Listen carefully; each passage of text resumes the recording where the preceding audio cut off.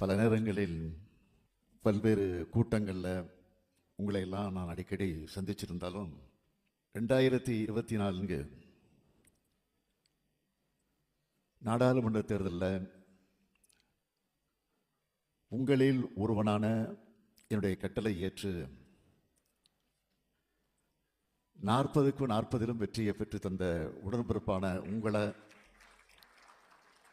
இந்த செயற்குழு கூட்டத்தில் சந்திப்பதில் மிகுந்த மகிழ்ச்சி அடைகிறேன். இங்கே பல பேர் கருத்துக்களை பேசியிருக்கிறீங்க.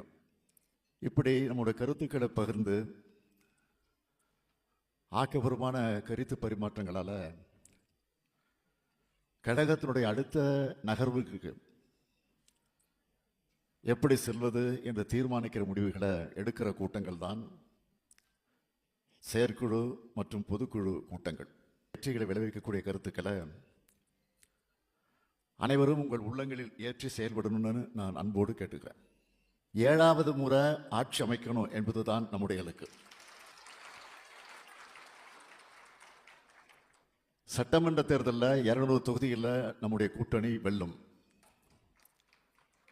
2006 வெற்றி நமது தான். என்னுடைய இந்த நம்பிக்கைக்கு ஆணிவேர் தான் நீங்க. களத்தில் நாம கொடுக்க போற உழைப்பு தான் நம்முடைய வெற்றியை உறுதி செய்ய போகுது. கண்ணுக்கு எட்டிய தூரம் வர எதிரிகளே இல்லைன்னு ஆணவத்தில் பேசுறவங்க இல்லைன்னா, எத்தனை படைகள் வந்தாலும், அவங்க எத்தனை பெரிய திட்டங்களோடு வந்தாலும் அவங்களோட வியூகங்களை முறியடிக்கிற கலைஞருடைய படை என்கிட்ட இருக்கு என்ற நெஞ்சுரத்துல தான் நான் நம்பிக்கையோடு பேசுறேன். உங்களுடைய உழைப்ப 50 ஆண்டுகளா கூட இருந்து பார்க்கிறவன் தான். தேர்தல் வந்துட்டா இரவு பகல் பார்க்காம வேலை செய்கிறவன் தான் கருப்பு சிவப்பு தொண்டை. அசூர உழைப்பை கொடுத்து வெற்றியை எட்டி பறிக்கிறவன் தான் திமுக காரன். கொள்கை பிழைப்பிலும் சரி, கொள்கையை வென்றெடுக்கக்கூடிய உழைப்பை கொடுக்கறதும் சரி, நமக்கு நிகர் யாரும் கிடையாது. 1957 2024 வரை தேர்தல் களத்தில் நாம் எதிர்கொள்ளாத எதிரிகளே கிடையாது. இமயமலை போன்ற தலைவர்களிலிருந்து எத்தனையோ பேரை நம்மளை எதிர்க்காங்க. எதிரில் நின்றவங்கெல்லாம் மாறிக்கிட்டே இருக்கிறாங்க. ஆனால் இந்த ஏக்கம் மட்டும் எப்பவும் உறுதியாக இருந்துகிட்டு இருக்கு.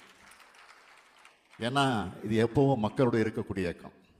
வெற்றி கிடைச்சிட்டா அடவும் மாட்டோம், தோல்வி அடைஞ்சிட்டா தோண்டு போய் மூளையில் உட்கார்ந்துட மாட்டோம். நம்முடைய பெரிய பலமே நம்ம கட்சியுடைய அமைப்பு முறை தான்.